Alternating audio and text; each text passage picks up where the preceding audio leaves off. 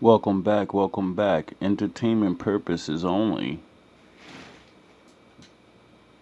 If you weren't in the files, you were probably uncool, okay? It's honestly an insult if you weren't in the files. He knew everybody that was very powerful. So, like, if you were on the scene and you were powerful, like, to be honest, like, if you're not in those files, it would be an insult because it just means that you were a bit of a loser. Right, so the people who aren't in the files are losers. Yes. Okay. But there's a reason. There's a reason. There's a reason for this. There's a reason education sucks. And it's the same reason that it will never, ever, ever be fixed. It's never going to get any better. Don't look for it. Be happy with what you got. Because the owners of this country don't want that. I'm talking about the real owners now. The real owners, the big wealthy business interests that control things and make all the important decisions. Forget the politicians. The politicians are put there to give you the idea that you have freedom of choice.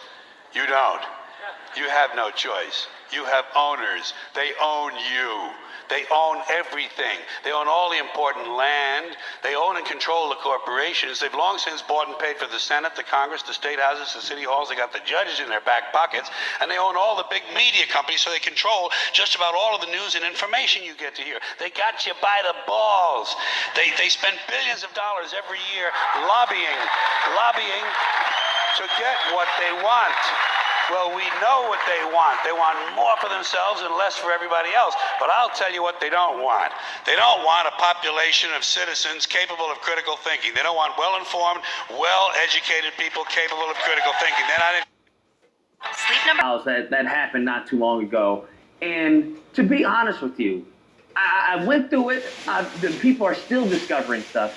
And I guess I have a lot of apologies to make to the whole, conspiracy theorists out there. When they were talking about, oh, there's an evil cabal, Lucas, they drinking blood, they messing with kids, and it's just like, okay, yeah, sure, whatever you say. And it turns out that everything these mofos were conspirizing about turns out to be true. Boy, that escalated quickly. That we are dealing with some sick, evil, wicked people in this world. Now, I'm aware of the lineage of evil, right? I'm aware of the lineage of evil. And, you learn something new every day about what they did to the slaves and your ancestors. Then I heard the voice of the Lord saying, Who shall I send? And who will go for us? I said, Here am I. Send me. I took you from the ends of the earth, from its farthest corners I called you. I said, You are my servant. I have chosen you and have not rejected you, so do not fear, for I am with you. Do not be dismayed, for I am your God. I will strengthen you and help you. I will uphold you with my righteous right hand. All who rage against you will surely be ashamed and disgraced. Those who oppose you will be as nothing and perish.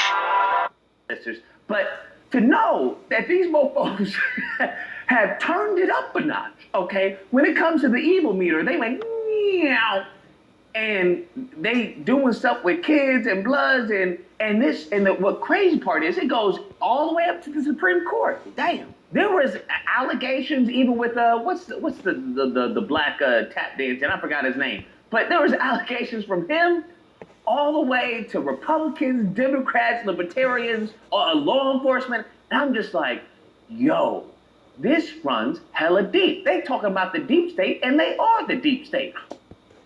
You said that your people have been fighting for 400 years. And your people too.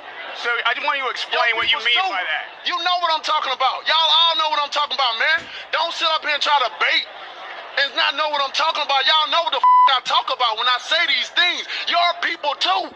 Oh, the deep state's gonna get us. No, fam, you are the deep state. All y'all is part of the deep state. This going from Hollywood, I mean, the whole place. Let me just say this. For those of you who know scripture, y'all know what happened when it got too bad, right? Y'all know what God did when it got too bad, okay?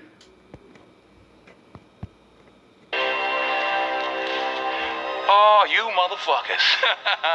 Okay. All right. I'm putting cases on all you bitches. Whole place flooded. this shit? Jay! You think you can do this to me? You motherfuckers will be playing basketball in Pelican Bay when I get finished with you. Shoot program, nigga. 23-hour lockdown. I'm the man up in this piece. All right. Now, I'm not going to say that we're there, but we're there. Damn. You'll never see the light of who the fuck you think you fucking with. I'm the police. I run shit here. You just live here. Yeah, that's right. You better walk away. Go on, walk away, because I'm going to burn this motherfucker down. Better pray that you got an ark in your garage or something. I don't know what to tell you. Now, upon me reading some of this stuff, and it's just coming out just left and right. But upon this, I'm expecting, oh, this is it. They done messed up, right? They done messed up. One thing we can agree on is you don't mess with no kids, man. You don't mess with no kids. You don't traffic and everything. You're not doing that. That's sick. That's repulsive, disgusting. I don't care who you are, what faith you have, what religion, what where you grew up. I think we can all agree on that. So I'm expecting, people to come out, especially, the Americans. Oh, I'm American. I'm expecting them to come out with guillotines and, where they want their pound of flesh. Hey, we want these people gone. And I go outside and I wanted to see what you'd do. And you didn't disappoint. You let 5 people die. Then you let Dent take your place. Even to a guy like me, that's cold. Where's Dent? Those mob fools want you gone so they can get back to the way things were. But I know the truth. There's no going back. You've changed things. Forever. And why'd you want to kill me? I don't want to kill you. What would I do without you? Go back to ripping off mob dealers? No. You complete me. You're garbage. Who kills for money? Don't talk like one of them. You're not. Even if you'd like to be. To them, you're just a freak. Like me. They need you right now. When they don't, they'll cast you out. Like a leper. See, their morals, their code. It's a bad joke. Dropped at the first sign of trouble. And they don't want to give black people credit. They don't want to give us any credit. They just want to blame everything on niggas. Didn't some white man in Boston shoot his pregnant wife? And that's all I hear is the wind. That's all I hear, y'all, is the wind. These mofos were more upset with staying inside over COVID than they are with what has been disclosed in the Epstein files.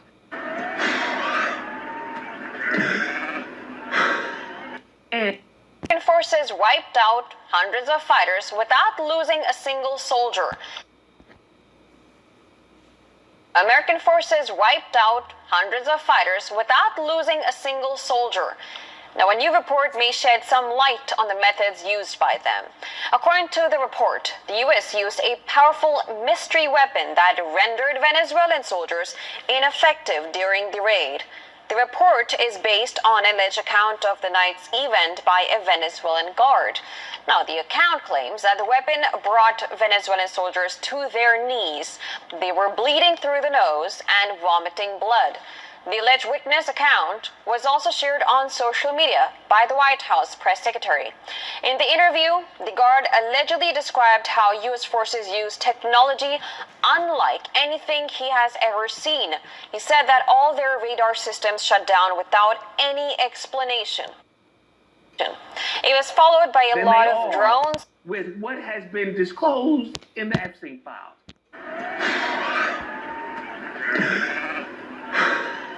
And to top this all off, what I find interesting is that, that the gay Mexican, Fuentes, this man out here selling Epstein clothes, right? He's making it seem as if it's the cool thing to do.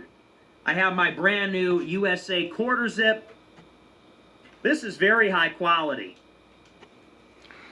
And that's why when he made it to GMB TV, I said, I don't really represent this guy. I don't really know this guy. He's, I know about the double, triple agent, fucking run your mouth and pretend you're with people, but you really, holy shit, you have an exact replica of what Epstein had on. You have the exact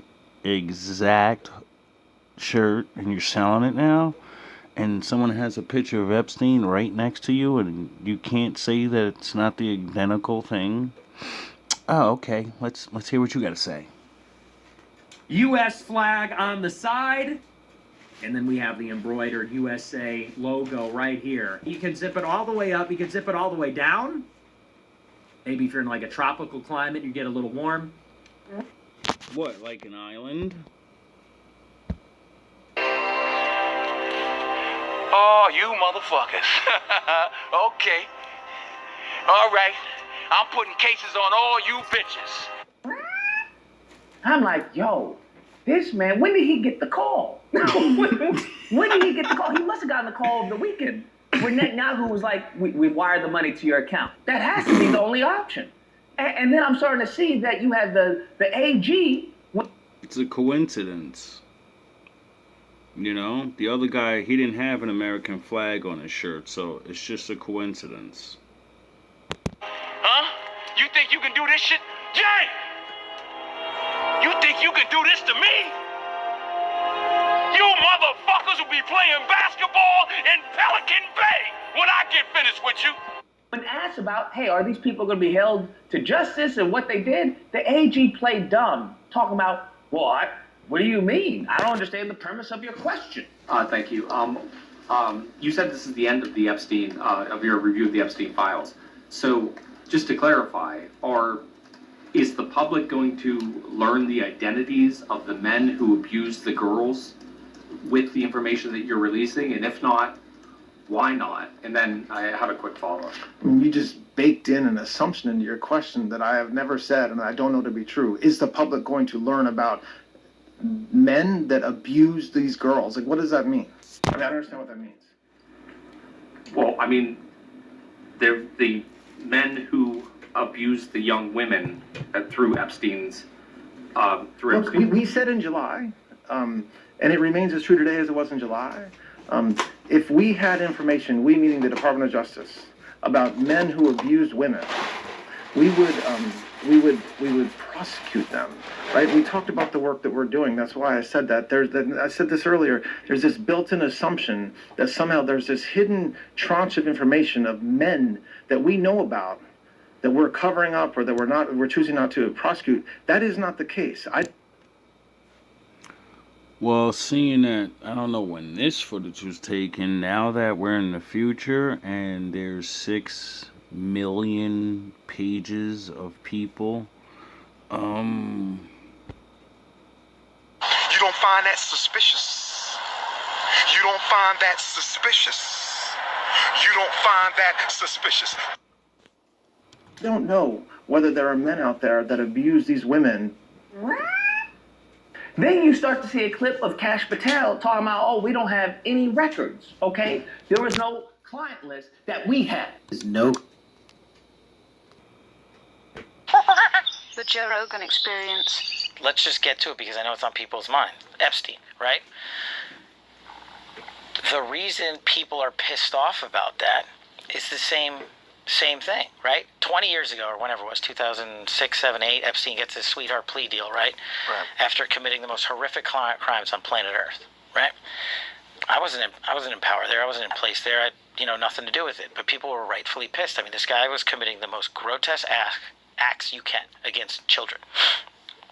And the media spins up about it. Many in the media protected him. Why? Because of his relationships, who he knew, who his bankers were, who his colleagues were, who was on the island and stuff like that. Some pretty powerful human beings. And so when you peel back the layer and then what happened? The Trump administration, the last go around, decided, no, we're not going to let that go. We're going to investigate him, right? Credible information. None. If there were, I would bring the case yesterday that he trafficked to other individuals. And the information we have, again, is limited. So the answer is no one? For the information that we have. In the files? In the case file. Okay. Right? And I'm like, you playing gymnastics. That's what... They charge him, they indict him, and he's awaiting trial. And I've said it, Dan Bongino said it, we've reviewed all the information, and the American public is going to get as much as we can release. He killed himself.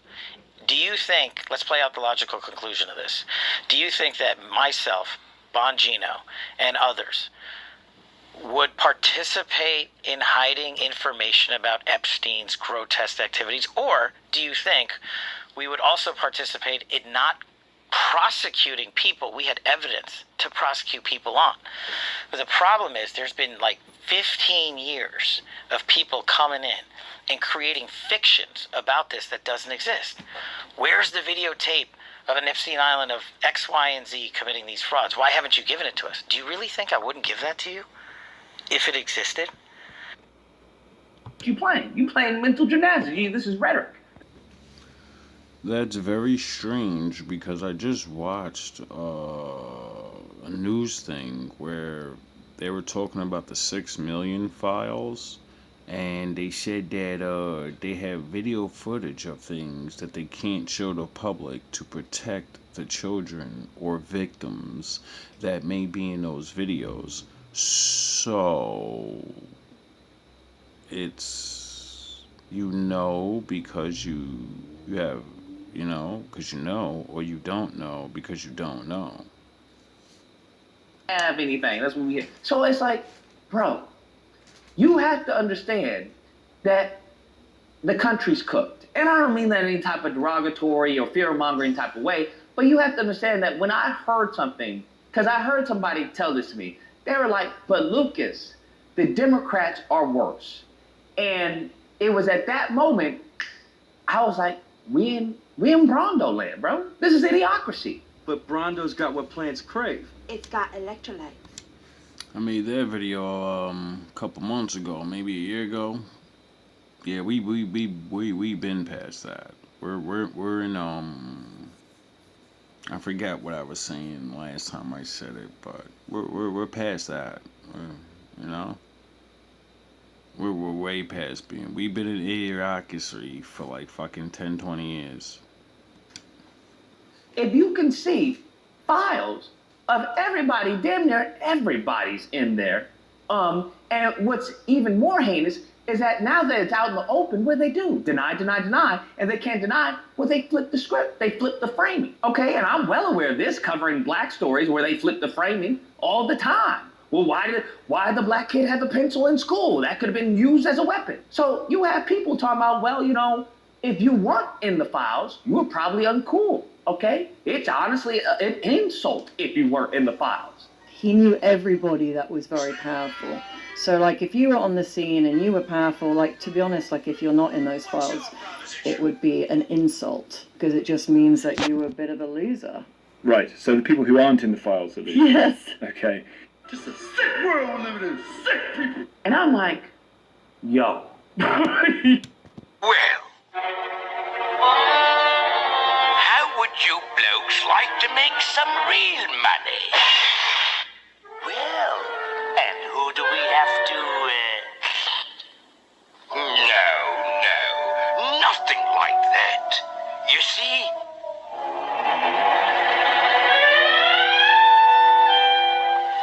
I'm collecting stupid little boys. Stupid little boys?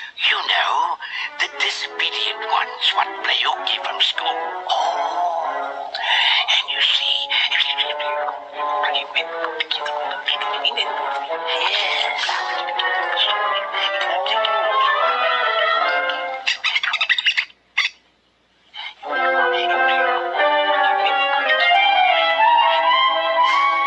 And I takes them to Pleasure Island. Pleasure Island. Pleasure Island? But the law. Suppose they... No. There's no risk. They never come back. As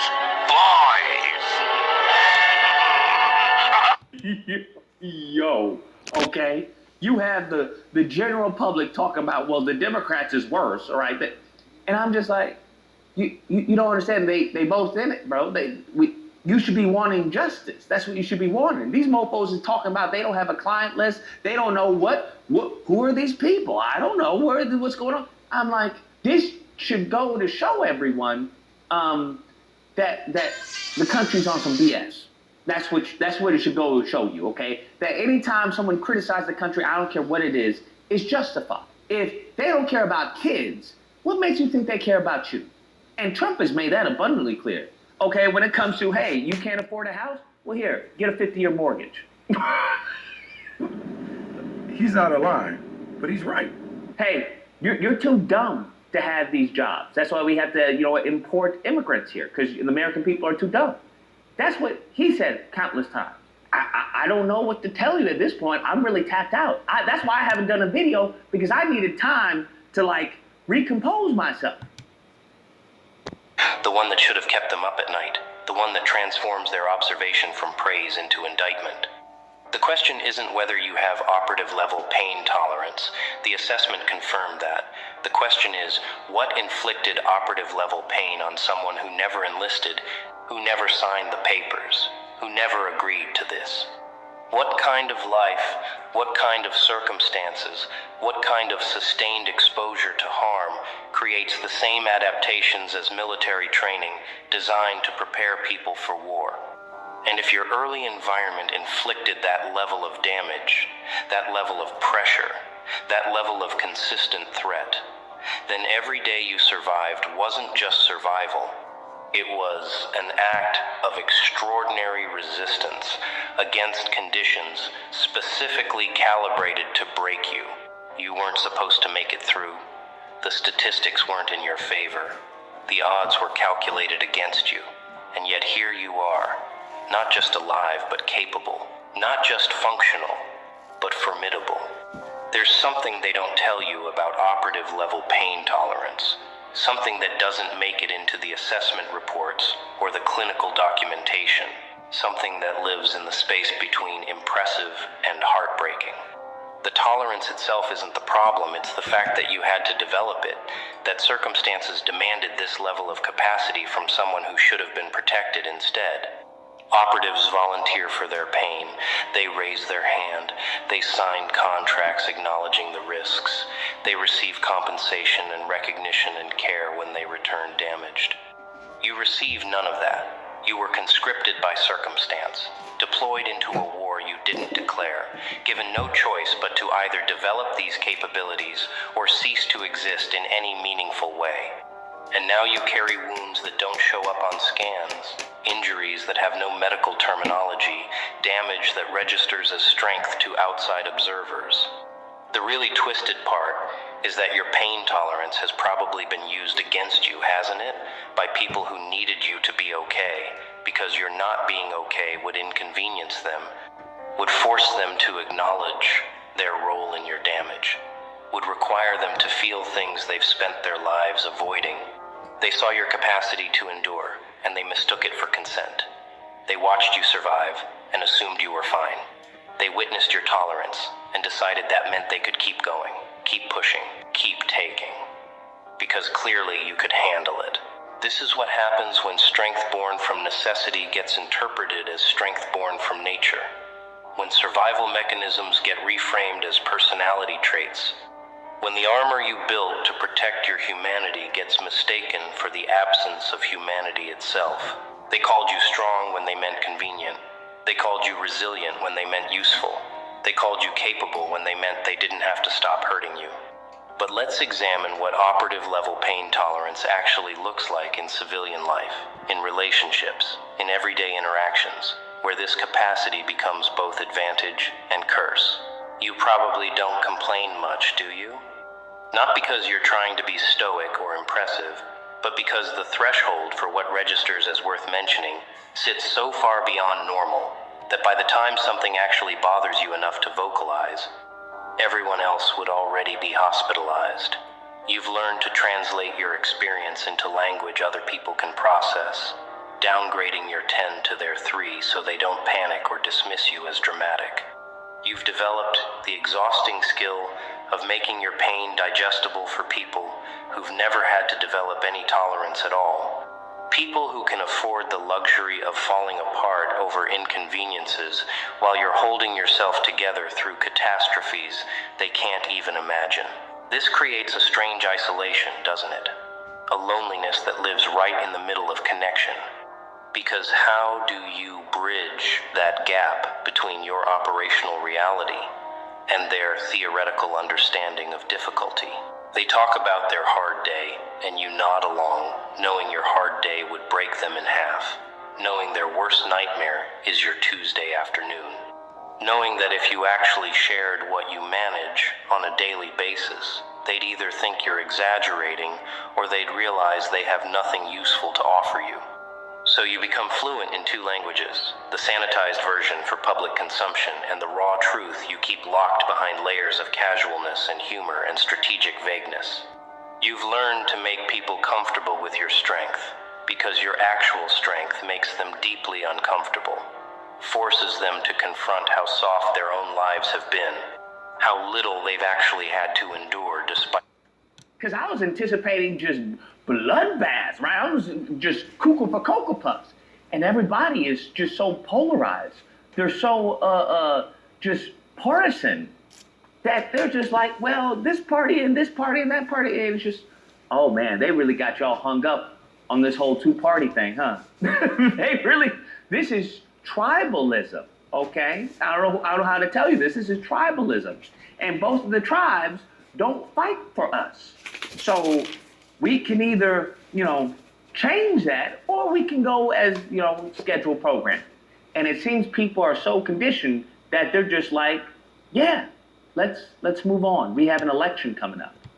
Their complaints and their therapy sessions and their self-diagnosed trauma. And the darkest part, the part nobody wants to acknowledge, is that this tolerance probably saved your life, but it also stole something from you. Something you can't get back. Something that doesn't have a name but leaves a hollowness where softer feelings used to live. You can endure almost anything now, but you've lost the ability to fully relax.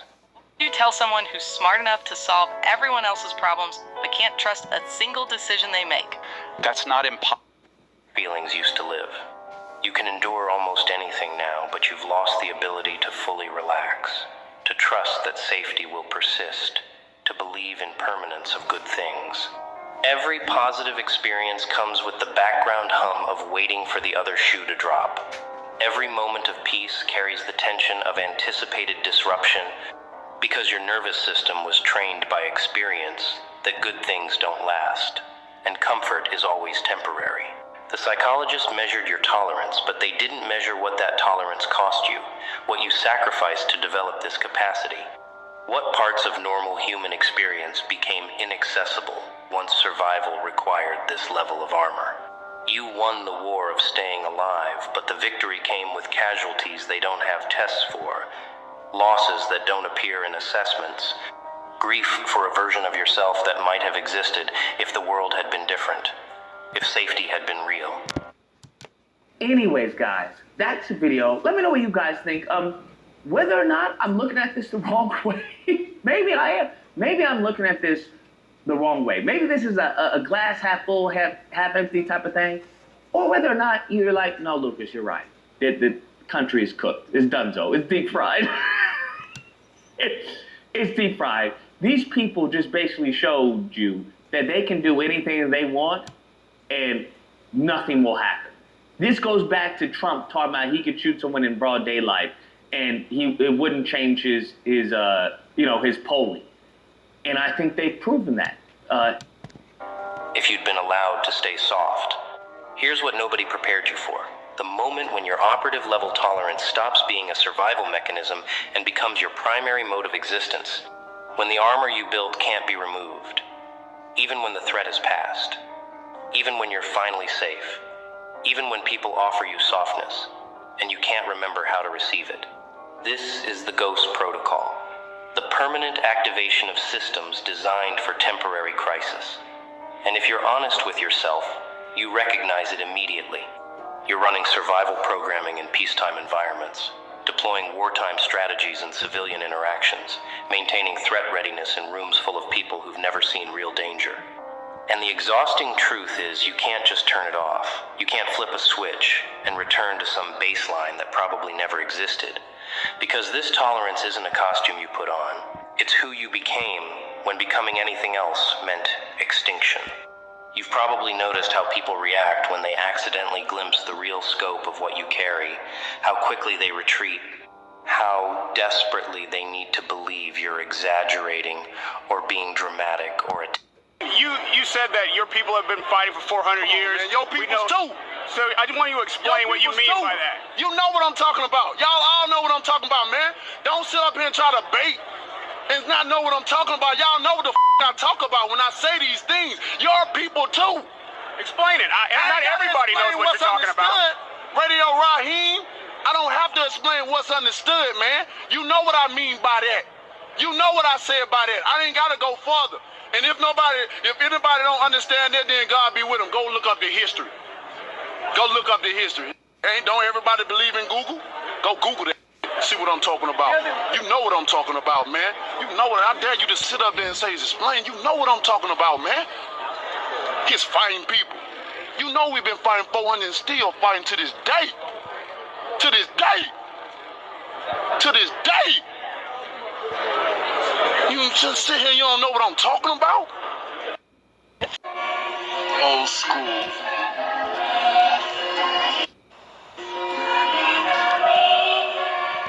Old school. J Pressure.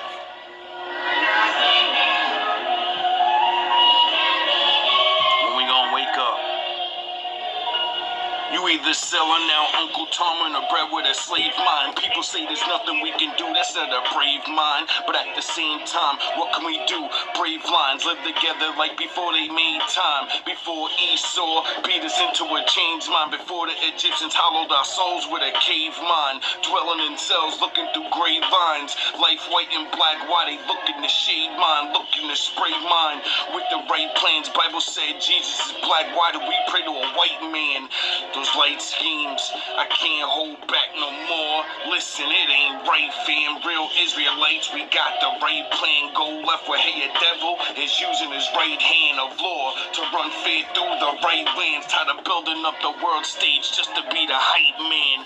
Bible in the left, the Michael sword in the right hand. Full armor guard on my body, I am the right lamb. You seeking the light, you getting the truth. I give all bars like jail when I step in the booth. Lions versus sheep, disciples put the weapon in troops. We dying to eat. Lucky ones dying, they sleep. Some slide with the heat. Call them LeBron James. I palm flames. I'm making new shit. You reuse it like pawn chains. Pressure more on things, but never the long game. Rappers really actors. They playing out the pawn game. Identity crisis and cope with a script at a long range. Edit your light. You got a long frame. Life a movie. I call it the war games. It's not of the flesh. People play like guitar strings. Your mind in a box. You never jar things. The devil built the easy path to hell. I keep change for the God lane. Hand over fist. I think they've proven that. Nevertheless, if you happen to disagree, you know where to find me. Thursday through Saturday. Disagreement Day. Number on screen. You Perish. Though you search for your enemies, you will not find them. Those who wage war against you will be as nothing at all. For I am the Lord your God, who takes hold of your right hand and says to you, do not fear, I will help you. This is what the Lord says, Israel's King and Redeemer, the Lord Almighty.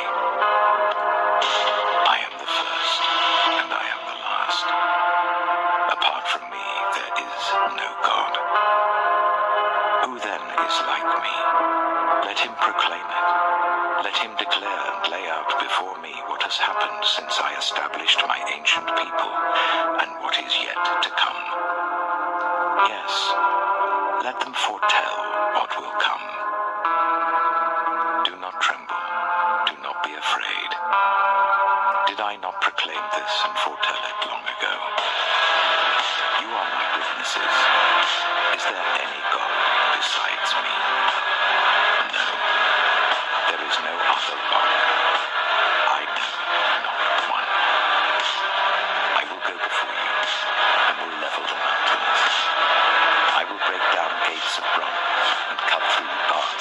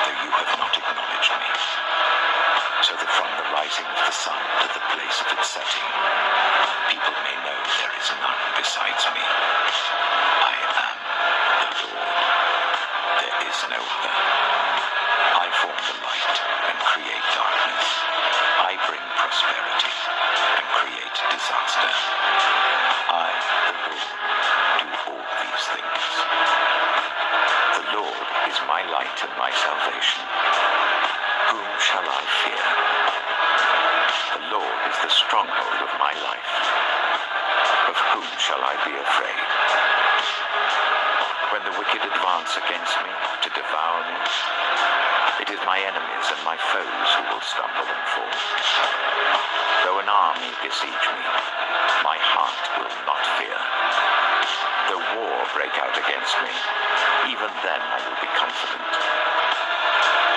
One thing I ask from the Lord, this only do I seek, that I may dwell in the house of the Lord all the days of my life, to gaze on the beauty of the Lord and to seek him in his temple. For in the day of trouble, he will keep me safe in his dwelling. He will hide me in the shelter of his sacred tent and set me high upon a rock. The Lord is my shepherd. I lack nothing.